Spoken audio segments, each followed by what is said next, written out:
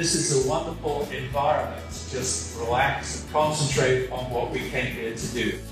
We would hope that you concentrate on your preaching, that you become great preachers. May that spirit be upon you and remain with you now and forever. Thanks be to God. Hallelujah. Hallelujah. We began the week with our 46 seminarians, and we greeted them in a celebratory way with a barbecue and brought them all together to help create a community. And that community worked all week. Every morning they gathered together for prayer. They gathered together to hear from a significant keynoter. So my personal rule when it comes to preaching these days is I preach what I need to hear.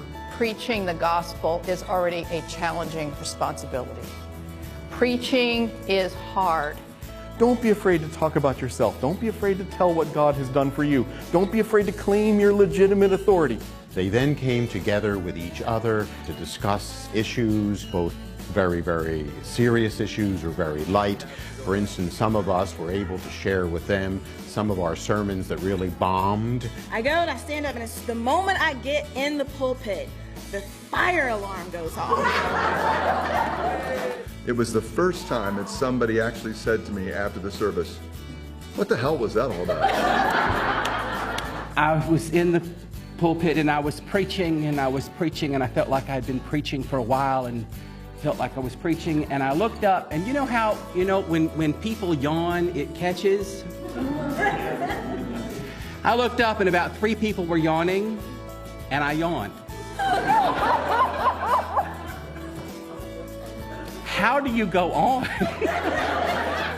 We met for our evening prayers, and we marched our way over to the dining hall where we were all able to come together and celebrate the 35th anniversary of the Episcopal Preaching Foundation.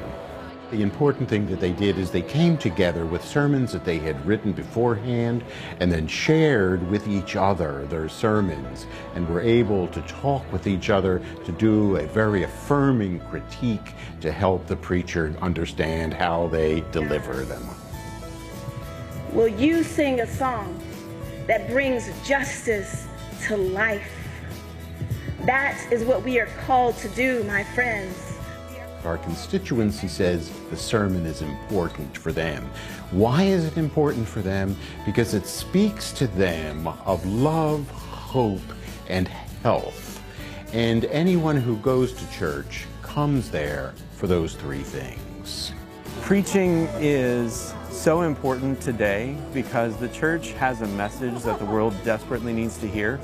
Episcopal Church needs prophetic preachers, prophetic leaders who can proclaim the gospel with truth, authenticity, but at the same time, they know their community as well. I want to share the Word of God in a way that makes sense to the people who hear me. And there are so many different ways of hearing that I need to have a lot of ways to share.